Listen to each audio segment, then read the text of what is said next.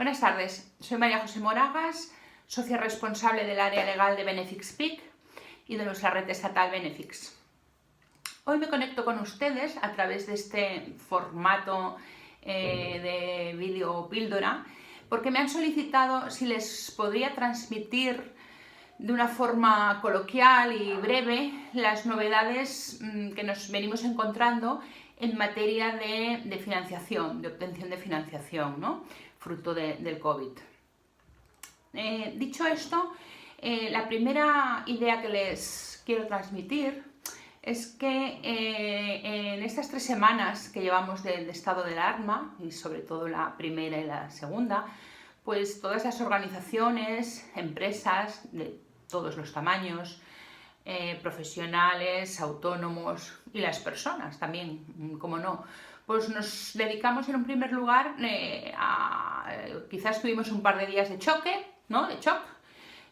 Nos dedicamos a continuación a asumir, a entender qué es lo que nos estaba pasando y adoptar unas primeras medidas inmediatas, ¿no? de choque, ¿no?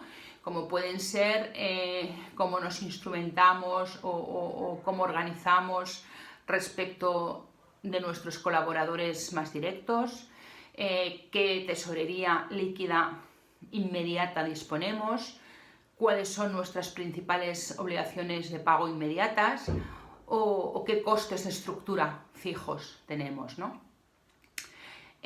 Según van transcurriendo los días, corresponde entrar en una segunda fase de análisis que muchos de ustedes pues ya vienen elaborando y probablemente mucho antes de estas 3 semanas que yo digo, sino desde el principio, ¿no? Nosotros pensamos que corresponde hacer un plan de actuación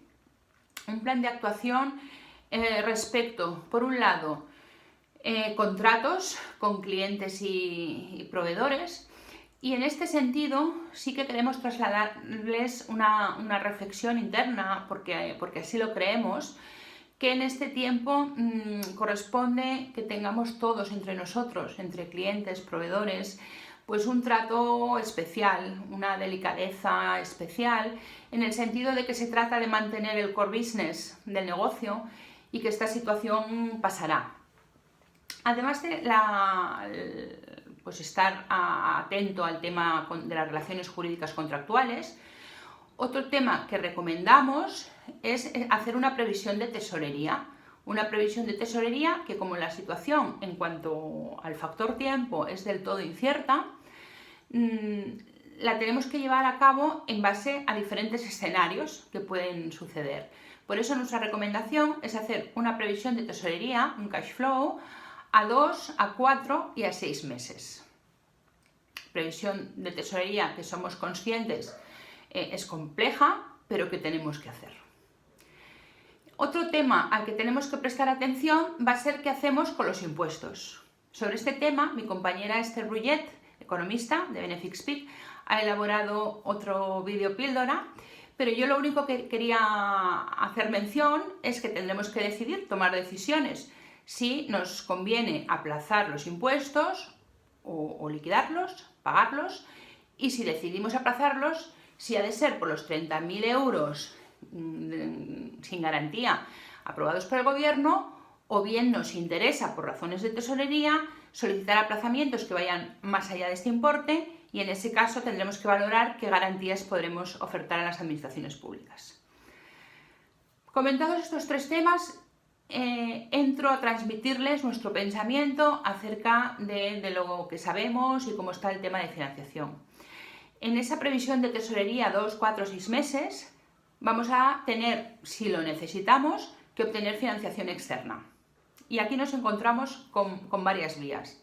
Por un lado tenemos las entidades bancarias, como ustedes ya saben, porque los medios de comunicación así nos lo han transmitido y nosotros desde nuestra firma y a través de nuestras circulares les hemos venido informando. Se ha aprobado una línea de hasta 100.000 millones de euros. En este momento se ha acordado disponer ya de un primer tramo de 20 millones de euros, 10 millones de euros para autónomos y pymes y 10 millones de euros para el resto de empresas. Sabemos también que que ya se está solicitando por parte de las patronales que se acuerde un segundo tramo, y estos préstamos los gestionarán las entidades bancarias. Probablemente su entidad bancaria con la que trabaja habitualmente se haya puesto en contacto con ustedes, o viceversa, ustedes se habrán puesto ya en contacto con las entidades bancarias. A este respecto, señalarles que lo que nos dice la normativa es que estos son préstamos, nuevos préstamos o renovación de préstamos que vayan venciendo, que otorgarán las entidades bancarias con el aval del Instituto de Crédito Oficial, el ICO. Son préstamos por 5 años, el precio de estos préstamos lo determinará la entidad bancaria, y el ICO avalará hasta un 80% para pymes y autónomos y entre un 60 y un 70% para el resto de organizaciones.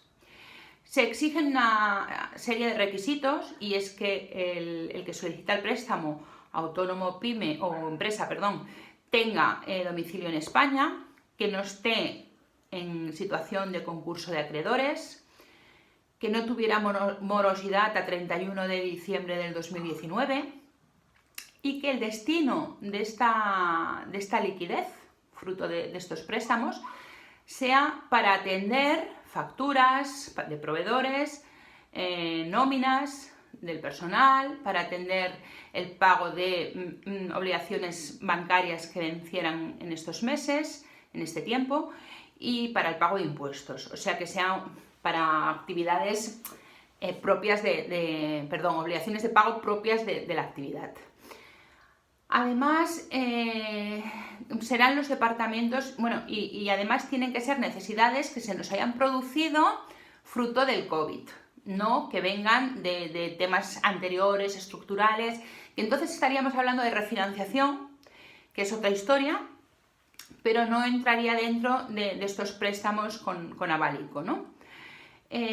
Dicho esto, repito, son sus entidades bancarias que lo gestionarán el préstamo, y quienes le exigirán determinada documentación e información para valorar todos estos requisitos que yo les citaba, ¿no? A nuestro modo de ver, van a ser muchos las empresas y autónomos que se dirijan a las entidades bancarias a solicitar préstamos. Son los departamentos de riesgo de cada entidad bancaria que pondrán a nuestra solicitud el semáforo verde, naranja o rojo. Con lo cual, desde Benefixpeak, que le aconsejamos que efectúen unos informes, unas memorias, recogiendo un poco, creando un relato, recogiendo aquello que los departamentos de riesgos de las entidades bancarias van a examinar. Un poquito pues sería decir quiénes somos, identificar la empresa, en qué situación económica veníamos, qué pool bancario tenemos, qué efectos ha provocado en el seno de nuestra organización el COVID y qué necesidades tenemos. Una vez se nos responda de la entidad bancaria, pues nuestro consejo sería examinar cuál es lo que nos ofrecen, ¿no?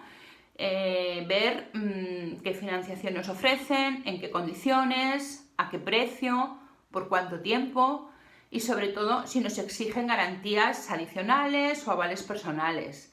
Recordemos que estos préstamos vendrán avalados para autónomos y pymes en un 80%, con lo cual carecería de lógica que la entidad bancaria nos solicitara aval personal, por ejemplo, para el 100%, ¿no?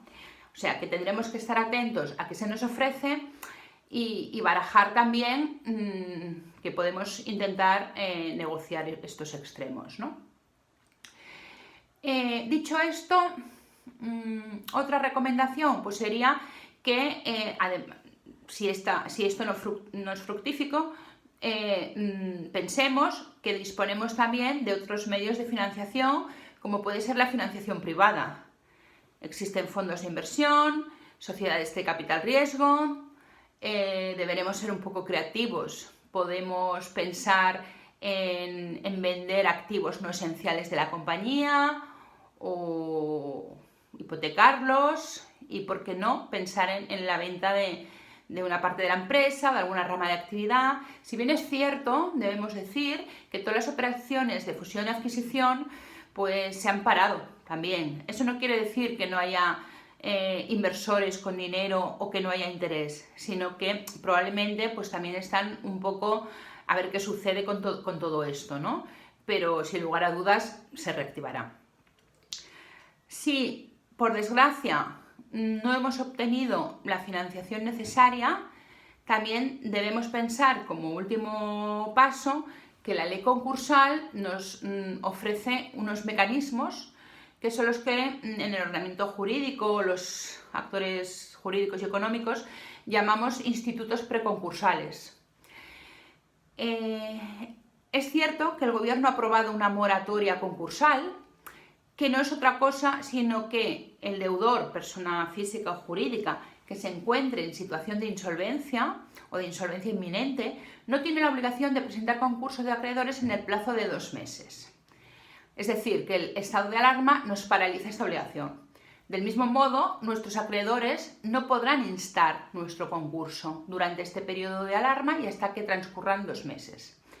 Ello no quita que, si bien no tenemos la obligación, no tengamos el derecho.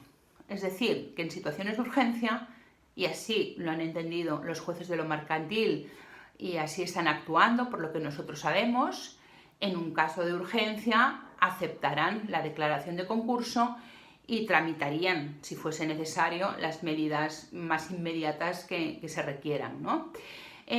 No obstante, creo que no es momento de hablar de concursos de acreedores y muchísimo menos de liquidación, y recomendarles que, si con la financiación no nos salimos, tenemos los institutos preconcursales, acuerdos extrajudiciales de pago, propuestas anticipadas de convenio, refinanciaciones, para intentar no vernos finalmente abocados a un concurso de liquidación.